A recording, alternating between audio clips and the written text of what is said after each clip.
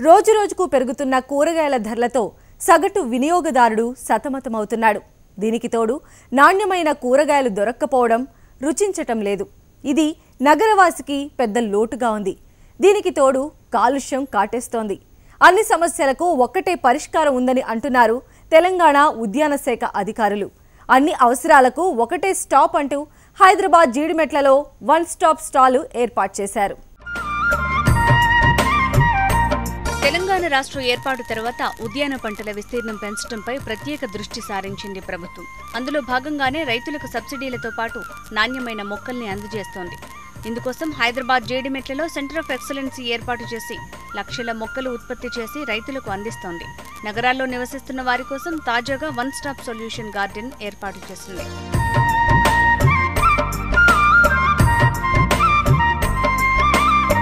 తెలంగాణలో 4 కోట్ల జనాభా నివసిస్తుండగా హైదరాబాద్లో 1 కోటి మంది నివాసం ఉంటున్నారు. అయితే నగరవాసికి తక్కువ ధరకు నాణ్యమైన కూరగాయలు దొరకటం సవాల్గా మారింది. విపరీతమైన కాలుష్యంతో జనం సతమతమవుతున్నారు. వీటన్నింటికీ పరిష్కారం ఇంట్లో కూరగాయలు పెంచుకోవటం అని అంటున్నారు ఉద్యాన శాఖ అధికారులు. ఇంటి డాబా, టెర్రస్, కారిడార్లలో కూరగాయలు పెంచుకుంటే ఇంటికి కావలసిన కూరగాయలతో పాటు ఆక్సిజన్ ఉత్పత్తి చేయొచ్చని అంటున్నారు. కూరగాయల ఉత్పత్తికి కావలసిన కుండీలు, మొక్కలు, మట్టి, పురుగుమందులు వగైరా వంటివి ఇక్కడి నుంచి తీసుకోవచ్చంటున్నారు.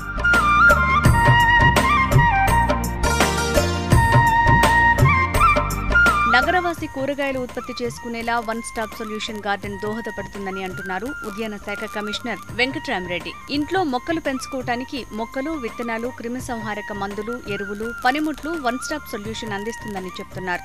చక్కటి వాతావరణం ఉండాలి, తర్వాత చక్కటి వర్షాలు మనకు రావాలి, తర్వాత మంచి గ్రీనరీ ఉండాలని చెప్పేసి 230 కోట్ల మొక్కలతోటి హరితహార ప్రోగ్రాన్ని పెట్టి 3వ సంవత్సరం కూడా మనం సక్సెస్ఫుల్గా కంప్లీట్ చేసుకున్నాం. సో గ్రామాన ఇంటింటికి మొక్కల సంపద పెరగాలి. 33% ఏదైతే మనము గ్రీనరీ ఉండాలనుకున్నామో మనం ఆ గ్రీనరీ ఉన్నట్టయితేనే మనము ఎకలాజికల్గా బ్యాలెన్స్ ఉంటుంది. చక్కగా ఈ వాతావరణ పరిస్థితులు కూడా ఒక బ్యాలెన్స్గా ఉంటాయి అనే ఆలోచనతోటి తెలంగాణ రాష్ట్రాన్ని మనం సుసంపన్నంగా చేసుకోవడానికి ఒక మెట్టు. దాంట్లో హరితహారంలో భాగంగానే మనం సెంటర్ ఆఫ్ ఎక్సలెన్సీలో ఇక్కడ ఈ చిన్నగా one stop solution for garden service centre అని పెట్టాము. తర్వాత 1 కోటి జనాభా నివసించే హైదరాబాద్, సికింద్రాబాద్ ప్రాంతంలో ఒక కాంక్రీట్ జంగల్గా మారిపోయిన ఈ రోజులలో తర్వాత ఉన్న కొద్ది స్థలంలో టెర్రస్ పైన కావచ్చు, బాల్కనీలో కావచ్చు, విండోస్ ప్లేస్లలో కావచ్చు, కారిడార్లో కావచ్చు, ఎక్కడన్నా కానీ ఒక కుండీలలో మొక్కలు పెంచుకోవడానికి ఆ మొక్కకు కావాల్సిన కుండీలు కానీ, ఆ మొక్కలకు కావాల్సిన మట్టి ఎరువులు కానీ, ఆ మొక్కలకు కావాల్సిన మంచి నాణ్యమైన చీడ పురుగులు రాకుండా, తెగులు రాకుండా చూసుకోవాల్సిన మందులు కానీ, జాగ్రత్తలు కానీ ఈ one stop solution garden service సెంటర్లో దొరుకుతుంది. జీడిమెట్ల పారిశ్రామిక ప్రాంత ప్రజలు కాలుష్యంతో ఇబ్బందులు పడుతున్న నేపథ్యంలో ప్రతి ఇంట్లో 4 మొక్కలు పెంచాలని సూచిస్తున్నారు. ఎవరింట్లో వారు అవసరమైన మొక్కలు పెంచుకోవడంతో వారికి కావలసిన ఆక్సిజన్ వాళ్ళింట్లోనే లభించి ఆరోగ్యవంతులు కావాలని వివరిస్తున్నారు. జీడిమెట్ల ప్రాంతంలో ఏర్పాటు చేయడానికి ఇది ఇండస్ట్రియల్ బెల్ట్ కాబట్టి ఈ ప్రాంతంలో ఎక్కువ గ్రీనరీ పెంచాల్సిన బాధ్యత, అవసరం కూడా మనకు ఉంది. కాబట్టి ప్రతి ఇంట్లో కూడా ఒక 4 మొక్కలు వేసుకున్నట్టయితే ప్రొడ్యూస్ యువర్ ఓన్ ఆక్సిజన్ అనే స్లోగన్ తోటి ఎవరి ఇంటి పైన వారికి కూరగాయలు, ఎవరి ఇంటి లోపల కూడా వారికి స్వచ్ఛమైన గాలి, ఆక్సిజన్ దొరికే స్లోగన్ తోటి ముందుకెళ్తున్న ఈ తరుణంలో చక్కటి సిఓఈ స్టాఫ్ అందరూ, అసిస్టెంట్ డైరెక్టర్ కానీ, హార్టికల్చర్ ఆఫీసర్ కానీ, ఇక్కడ ఉన్న సిబ్బంది కానీ అందరూ రాత్రి పగలు కష్టపడి ఒక 3 రోజులలో చక్కటి అలంకరణ క్షేత్రాన్ని వారు ఏర్పాటు చేశారు. ఇది నో లాస్ నో ప్రాఫిట్ కింద నడుస్తుంది ఈ ఆర్గనైజేషన్. ఉద్యాన శాఖ అధికారుల సూచనలు పాటిస్తే మన ఇంట్లోనే మనం నాణ్యమైన కూరగాయలు, ఆకుకూరలు పొందొచ్చు. తూర్పుగోదావరి జిల్లా మెట్టలో వరి సాగు కత్తి మీద సాములా మారింది. అనావృష్టి, అతివృష్టి రైతులను నష్టాల్లో ముంచేస్తున్నాయి. ఈ ఏడాది సార్వ ప్రారంభంలో అనావృష్టి కారణంగా నారుమడులు ఎండిపోయాయి. ప్రస్తుతం అతివృష్టితో వరి పంట తెగుళ్ల బారిన పడింది. పొట్టదశలో ఉన్న వరిపై ప్రస్తుతం బ్యాక్టీరియా, మాగుడు, దోమ తెగుళ్లు ముప్పెడు దాడి చేస్తున్నాయి. పంటను నష్టపరుస్తున్నాయి. బీటీపీ రకాలను మార్చడమే దీనికి పరిష్కారం అంటున్నారు వ్యవసాయ శాస్త్రవేత్తలు. తూర్పుగోదావరి జిల్లా రైతులకు సార్వా కలిసి రావటం లేదు. ఖరీఫ్ ప్రారంభంలో వరి నారుమడులకు సైతం సాగునీరు లేక మెట్ట రైతులు ఇబ్బందులు పడ్డారు. బోర్ల నుంచి వచ్చే నీరు చిన్న చితక వర్షాలకు నాట్లు వేశారు. ప్రస్తుతం వరి పొట్ట దశలో ఉంది. ఇప్పుడు అధిక వర్షాలు పంటను నాశనం చేస్తున్నాయి. అతివృష్టితో వరి పంట దెబ్బతింటోంది. వర్షాల కారణంగా వరి పంటపై తెగుళ్లు దాడి చేసి నష్టపరుస్తున్నాయి. పొలంలో నీరు నిలిచి ఉండటంతో బ్యాక్టీరియా వ్యాపించింది. మొన్న ఆగస్టు నెలాఖరు వరకు కూడా నీరు ఏమీ లేదండి. సచ్చిచేడి ఏదో ఈ ప్రభుత్వం దయ వల్ల నీరు రావడం కుడిసిన తర్వాత ఏదో కొద్దిగా చేలు ఇలాగా తయారైన తర్వాత అనుకోకుండా ఈ బిఎల్బి అనేటువంటి తెగులు వ్యాపించిందండి. ఈ తెగులు వల్ల మొత్తం మా చేలన్నీ కూడా శుభ్రంగా నాశనం అయిపోయింది. ఈ చేలన్నీ దీనివల్ల మేము ఇక్కడ రైతాంగం అపారమైనటువంటి నష్టానికి గురవ్వారండి. దుబ్బుకుళ్ళు ఎలా వచ్చిందో ఇవి శుభ్రంగా పిండి రెండోసారి పిండి ఎత్తులేదండి శుభ్రంగా వచ్చేసింది సార్. దుబ్బుకుళ్ళు రేగుమాడు వైర్లెస్ బాగా వచ్చేసింది సార్. ఈ వైర్లెస్ వచ్చేసింది దాని మీద ఈ ఇయర్ కంట అలా ఉన్నట్టు ఉండిపోయింది. తుంపులే అయిపోయిందండి. నెల 15 రోజుల వరకు అక్కడ బాగానే ఉందండి. పొట్టపాటు తగిలేటప్పటికి పొట్ట ఇంకా చిన్న అంగుడు పొట్ట ఉండగా ఇది ప్రారంభించింది సార్. పొట్ట దిశలోకి వచ్చింది సార్. పొట్ట ఈ టైప్లో లేదండి. సగం నొక్కుపోయి సగం అలాగా కింద పరిస్థితిలో ఉంది సార్. చాలా చేనైతే చాలా గొప్పగా తెరిచిందండి. ఈ తెగిలి ఆపించిన తర్వాత ఇంకా దిగబడిపోవడం ఏనాపోవడం తెగిలే అయిపోయింది సార్. నారుమడి పోసింది మొదలు రైతులు కష్టాలు ఎదుర్కొంటూనే ఉన్నారు. తాజాగా మెట్టలో వరిని బ్యాక్టీరియా, మాగుడు, దుబ్బుకుళ్ళు తెగులు వరి పంటను పీల్చి పిప్పి చేస్తున్నాయి. మెట్టలో సుమారు 10,000 హెక్టార్లలో వరి పంట తెగుళ్ల బారిన పడింది. రైతన్న ఆశలను నాశనం చేస్తోంది. సాంబమసూరి రకాన్ని బ్యాక్టీరియా ఆశించింది. దీనికి మందు లేదని వ్యవసాయ అధికారులు స్పష్టం చేస్తున్నారు. బిఎల్బి వ్యాధి అనేది కనిపించడం జరిగింది. ఆ రకంగా చూసుకున్నట్లయితే జిల్లాలో ఈ బిఎల్బి వ్యాధి ప్రస్తుతం గమనించినట్లయితే ఈ దశలో మనకి దీని కంట్రోల్ మెజర్స్ లేవు కాబట్టి సరైన యాజమాన్య పద్ధతులు పాటించుకోవడం ద్వారా మాత్రమే దీని వ్యాప్తి చెందకుండా మనం అరికట్టుకోలేదు. రసాయనిక మందులు అయితే మరి రైతాంగం కూడా సాయంత్రం వేళల్లో ఈ ఆవు పేడ, ఆవు మూత్రం లాంటి ఈ సాధనాలు అనేది కొంతవరకు చేసుకుంటూ చల్లినట్లయితే దీని యొక్క ఈ స్పోర్స్ అనేది గాలి ద్వారా నీటిలో పడి నీటి ద్వారా పక్క పొలాలకు వెళ్తుంది కాబట్టి వాటిని అరికట్టడానికి ఆస్కారం. BPT 5204 అనే సాంబమసూరి రకము ఈ బిఎల్బి తెగుల్ని తట్టుకోలేదు. ఈ విషయం రైతాంగానికి కూడా గత కాలం నుంచి కూడా కొన్ని రోజులుగా ప్రచారం చేయడము, దీనికి ప్రత్యామ్నాయ రకాలకి సాగుకు వెళ్ళమని కూడా సూచించడం జరుగుతుంది. మొదటి భాగంలో చూసినట్లయితే నల్లగా అయిపోతుంది. వేరంతా కూడా బ్రౌనిష్ గా ఉంటుంది. దేనికి అది ఒక పిల్లక విడిగా బయటకు వచ్చేస్తుంది. ఈ రకంగా ఉన్నటువంటి తెగుల్ని మనం దుబ్బుకుళ్ళు తెగులు అని చెప్పడం అంటుంది. ఇది ఆశించిన దగ్గర ఏంటంటే పూర్తిగా ఇది కాండమంతా కూడా మెత్తబడిపోయి కణజాలం వ్యవస్థ అంతా కూడా మెత్తబడిపోవడం వలన సరిగా వెన్ను వేయదు. వెన్ను వేసినట్లయినా సరే గింజ తోడుకోదు. ఇటువంటి దాని నుంచి అసలు ఏమాత్రం కూడా సరైనటువంటి గింజలు రావడానికి ఆస్కారం ఉండదు. తద్వారా మనకి దిగుబడులు చాలా వరకు తగ్గిపోయే ఆస్కారం ఉంటుంది.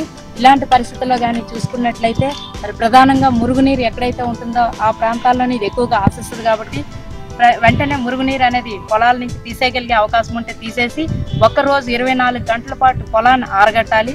ఆరగట్టిన అనంతరం దీనికి కావాల్సినటువంటి ఈ దుబ్బు చివరి భాగం వరకు తడిచేటట్టు ఏదైనా రసాయనిక మందుల్ని మరి ప్రధానంగా హెక్సాకొనజాల్ కానీ, వాల్డామైసిన్ 2 ml per లీటర్ చొప్పున కానీ, లేదా హెక్సాకొనజాల్ 2 ml per లీటర్ కానీ, లేదా బెనోమిల్ 1 ml per లీటర్ చొప్పున కానీ, టెబుకొనజాల్ 1.5 ml per లీటర్ చొప్పున కానీ దుబ్బు పూర్తి స్థాయిలో బాగా తడిచేటట్టు సాయంత్రం వేళ పిచికారీ చేసుకోవడం ద్వారా మనం దీన్ని కొంతవరకు అరికట్టుకోవచ్చు. జిల్లా రైతులు ఖరీఫ్లో 2,23,000 హెక్టార్లలో సాగు చేస్తున్నారు.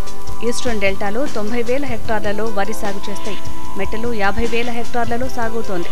ప్రస్తుతం వరి పొట్టదశలో ఉంది. ఆకుల చివరి నుంచి తెల్లగా ఎండిపోతూ వచ్చింది.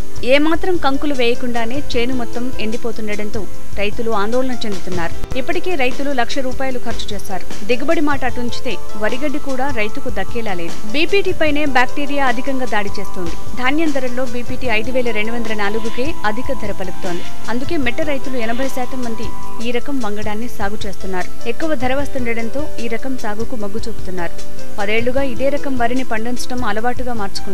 BPT రకం వరి రకాన్ని గతంలోనూ బ్యాక్టీరియా ఆశించింది. పెద్ద మొత్తంలో వరి రైతును నష్టపరిచింది. మధ్యలో కొంతకాలం పాటు BPTని మార్చినా మళ్లీ BPT పైన రైతులు మక్కువ చూపారు. గత 2 ఏళ్ల కాలంలో రైతులకు సాంబమసూరి అధిక లాభాలు పండించింది. తిరిగి ఈ ఖరీఫ్లో బ్యాక్టీరియా మహమ్మారి విజృంభించడంతో రైతులు ఆందోళన చెందుతున్నారు. ఇటీవల కాలంలో కురిసిన భారీ వర్షాలే తెగుళ్లకు కారణమని వ్యవసాయ శాఖ అధికారులు చెబుతున్నారు. నీరు నిలిచి ఉండటంతో తెగుళ్లు వ్యాపిస్తున్నాయని వివరిస్తున్నారు. బ్యాక్టీరియా తెగుళ్లను నివారించే మందులు లేవని, పంటను పూర్తిగా తగలబెట్టడం మినహా మరో మార్గం లేదని వ్యవసాయ శాఖ అధికారులు చెబుతున్నారు. ఆధునిక ఉద్యాన సేద్యంలో విస్తృత ఆదరణ పొందుతున్న సాగు పద్ధతి పాలీహౌస్. పంచభూతాలను పంటకు అనుగుణంగా నియంత్రిస్తూ అధిక దిగుబడులను తీయడం ఈ విధానం ప్రత్యేకత. మార్కెట్ అవసరాలకు తగినట్లు ఏడాది పొడవునా ఇందులో పంటలు పండించవచ్చు. హరిత గృహాల్లో సాగైన పంటలు నాణ్యత కలిగి ఉండడంతో పాటు అధిక దిగుబడిని సాధిస్తాయి. ఈ నేపథ్యంలో పాలీహౌస్లో టమాటా సాగు ఏ విధంగా చేపట్టాలో ఇవాల్టి నేలతల్లి కార్యక్రమంలో చూద్దాం. హరిత గృహాల్లో కూరగాయలు పండించే రైతులకు విభిన్న అవకాశాలున్నాయి. పంట నాణ్యతతో, ఉత్పాదకతలో అనుకూలమైన గిట్టుబాటు ధరలు కూడా ఉన్నాయి. రైతులు కాలానుగుణంగా పండించే కూరగాయల్లో ఎక్కువ పంట దిగుబడులు సాధించినప్పటికీ ఒకేసారి ఎక్కువ మొత్తంలో అవే కూరగాయలు మార్కెట్కు రావటం వల్ల సరైన గిట్టుబాటు ధర లభించక లాభాలను పొందలేకపోతున్నారు. హరిత గృహాల్లో ఋతువులతో సంబంధం లేకుండా ఆ పంటకు కావాల్సిన వాతావరణ పరిస్థితులు కల్పించి వివిధ కూరగాయలను పండించుకోవచ్చు.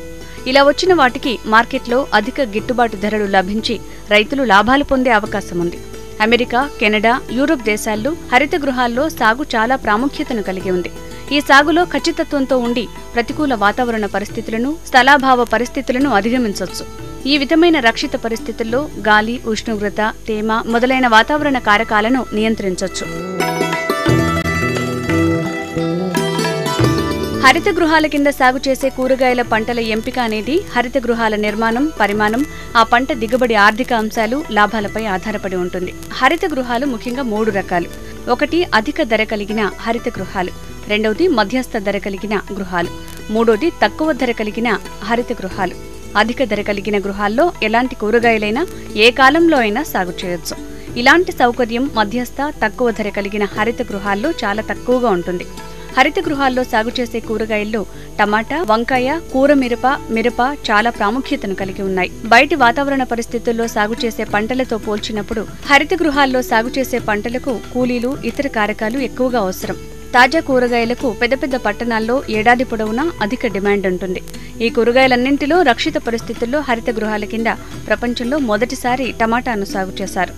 హరిత గృహాల్లో టమాటా సాగు విజయవంతం కావాలంటే సరైన విత్తన రకాలను ఎంపిక చేసుకోవటం అత్యంత ముఖ్యమైన అంశం. ముఖ్యంగా కాయ పరిమాణం, ఆకారం, రంగు లక్షణాలు, చీడపీడల నిరోధకత కలిగిన, ఎక్కువగా కాపుకు వచ్చి అధిక దిగుబడుల్ని ఇచ్చే ఉన్నత రకాలను లేదా హైబ్రిడ్ను ఎంచుకోవాలి. DARL 303, HT6, sun 7611, NS 1237, Naveen NS 4130, Abhiyan COTH1, Abhiyan COTH1, NDT 5, NDT 120, Pusa Divya, Meenakshi, Lakshmi ముఖ్యమైనవి. కాయలు ఏర్పడటం, రంగు, పోషక విలువలు అనేది ఉష్ణోగ్రత, కాంతి ప్రభావం మీద ఆధారపడి ఉంటుంది. టమాటా కాయలు ఏర్పడటానికి 16 నుంచి 22 డిగ్రీల సెంటీగ్రేడ్ రాత్రి ఉష్ణోగ్రతలు అనుకూలం. అంతకంటే ఉష్ణోగ్రతలు తగ్గితే కాయలు ఏర్పడవు. పగలు, రాత్రి ఉష్ణోగ్రతలు వరుసగా 32, 22 డిగ్రీల సెంటీగ్రేడ్ల వరకు ఉండాలి. కాయలు మంచి రంగు ఉండాలంటే 10 నుంచి 25 డిగ్రీల సెంటీగ్రేడ్ల ఉష్ణోగ్రత అనుకూలమైనవి. వేసవిలో హరిత గృహాలను చల్లబరచడం ద్వారా శీతాకాలంలో వేడిని కల్పించడం వల్ల టమాటా పంటను 10 మాసాల నుంచి 12 మాసాల వరకు సాగు చేయొచ్చు.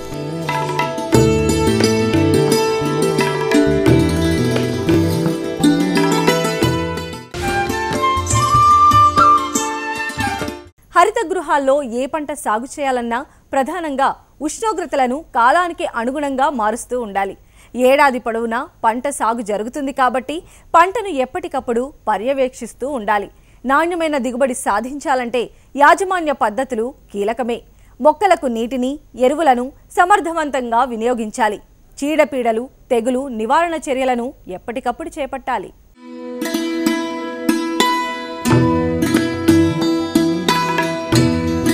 చీడపీడలు లేని ఆరోగ్యకరమైన నారు ఎదుగుదలకు నారును కీటక నిరోధక హరిత గృహాల్లో ప్లాస్టిక్ ట్రేలలో మట్టికి బదులు కోకోపిట్, వర్మి కంపోస్ట్ ఉపయోగించి పెంచుకోవాలి. ఇలా పెంచుకున్న ఆరోగ్యవంతమైన నారును 25 నుంచి 30 రోజుల వ్యవధిలో 60 x 45 సెంటీమీటర్ల ఎడంతో నాటుకోవాలి. నాటును ఉదయం పూట లేదా సాయంత్రం సమయంలో వేసుకోవాలి. హరిత గృహాల్లో సాగు చేసే పంటలకు నీటిపారుదల బిందు సేద్యం పద్ధతిలో కల్పించాలి. ఈ పద్ధతిలోనే ఎరువులను సరైన మోతాదులో వేయొచ్చు. మొక్కలు నీటిని, ఎరువులను సమర్థవంతంగా వినియోగించుకుని దీర్ఘకాలం సాగులో ఉంటాయి. బిందు సేద్యం పద్ధతిలో నీటిపారుదల కల్పించినప్పుడు పీడనం తక్కువగా ఉండేలా చూసుకోవాలి.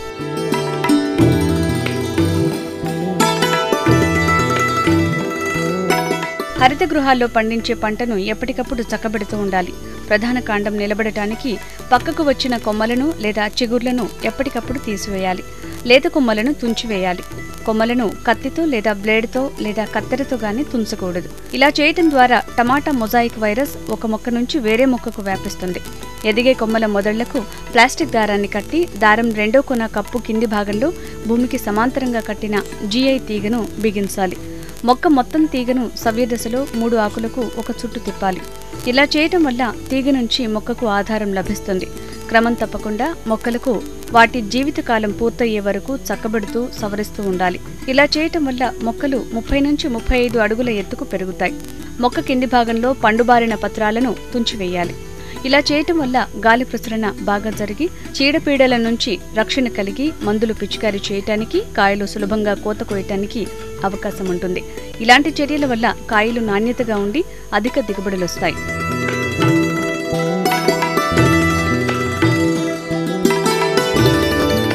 టమాటాలో ఎక్కువగా ఆత్మపరాగ సంపర్కం జరుగుతుంది. కానీ హరిత గృహాల్లో రక్షిత పరిస్థితుల వల్ల గాలి ప్రసరణ తక్కువగా, తేమ ఎక్కువగా ఉండటం వల్ల వాటి సహజ సిద్ధ సంపర్కం జరగటానికి కూలీల చేతిలో గాని, వైబ్రేటర్ల సహాయంతో గాని మొక్కలను కదిలించడం చేయాలి.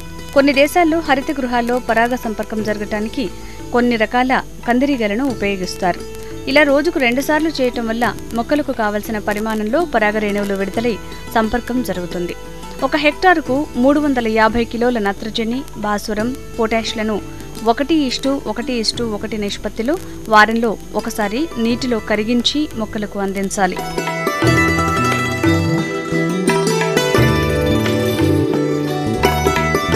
చాలా హరిత గృహాల్లో ప్రతికూల వాతావరణ పరిస్థితులను నియంత్రించడానికి బాష్పీభవన శీతలీకరణ వ్యవస్థ ఉంటుంది. దీని ద్వారా తేమ శాతాన్ని, అధిక ఉష్ణోగ్రతలను నియంత్రించవచ్చు. ముఖ్యంగా వేసవి కాలంలో హరిత గృహాల కప్పు కింది భాగంలో ఉన్న షేడ్ నెట్ను ఉదయం 10 గంటల నుంచి సాయంత్రం 4 గంటల వరకు కప్పి ఉంచాలి. మడుల మధ్య గల ఖాళీ బాటలపై ఇసుకను 2 అంగుళాల మందంగా పరిచి వాటిపై నీటిని చల్లటం ద్వారా కూడా వేడిని కొంతవరకు నియంత్రించవచ్చు. డిసెంబర్ నుంచి జనవరి చివరి వరకు హరిత గృహాల్లో ఉష్ణోగ్రతలను పెంచడం ద్వారా మొక్కల పెరుగుదలకు ఎటువంటి ఆటంకాలుండవు. హరిత గృహాల్లో పండించే కాయలు కోయటం ఒక నిరంతర ప్రక్రియ. నారు నాటిన 75 నుంచి 80 రోజుల తర్వాత పంట మొదటి కోతకు వస్తుంది. కోసిన తర్వాత కాయ పరిమాణం ఆధారంగా గ్రేడింగ్ చేసుకోవాలి. వేసవి కాలంలో కాయకోత అనంతరం నష్ట నివారణకు కాయలను ఉదయం లేదా సాయంత్రం వేళల్లో కోసుకోవాలి. సాధారణంగా హరిత గృహాలను నిర్మించేటప్పుడు పంటలకు చీడపీడల నుంచి రక్షణ పొందేలా తగు జాగ్రత్తలు తీసుకుంటారు. ఆ కారణంగా ఎటువంటి పరిస్థితుల్లోనైనా రసాయనాలను పిచికారీ చేయాల్సిన అవసరం రాదు. వీటికి 4 మూలల 40-50 మెష్గల కీటక నిరోధక నైలాన్ వల్లతో కప్పటం ద్వారా రసం పీల్చు పురుగులైన తెల్లదోమ, తామర పురుగులు, పేనుబంక నుంచి రక్షించవచ్చు. ఈ పురుగులను నిరోధించడం ద్వారా వీటి ద్వారా వ్యాప్తి చెందే వైరస్ తెగుళ్లు కూడా నియంత్రణలో ఉంటాయి. రసం పీల్చు పురుగుల నివారణకు అవసరాన్ని బట్టి 1 నుంచి 2 సార్లు రసాయన మందులను పిచికారీ చేసుకోవాలి. నాటు వేసిన 10 రోజుల తర్వాత మెటాసిస్టాక్స్ 1.5 మిల్లీలీటర్లు లీటరు నీటికి కలిపి పిచికారీ చేసుకోవాలి. నులి పురుగుల నివారణకు డైకోఫాల్ 2 మిల్లీలీటర్ల నీటికి కలిపి పిచికారీ చేసుకోవాలి. తెల్లదోమ, తామర పురుగుల నివారణకు జిగురు పూసిన పసుపు పచ్చ లేదా నీలిరంగు అట్టలను అక్కడక్కడ పెట్టుకోవాలి. నులి పురుగుల నివారణకు నేల ద్వారా వ్యాపించే వ్యాధి కారకాలను నియంత్రించుటకు నేలను 1 నెల ముందు 36% ఫార్మాల్డిహైడ్తో స్టెరిలైజేషన్ చేయాలి. మొజాయిక్ వైరస్ బారిన పడిన మొక్కలను వెంటనే పీకి పారేయాలి.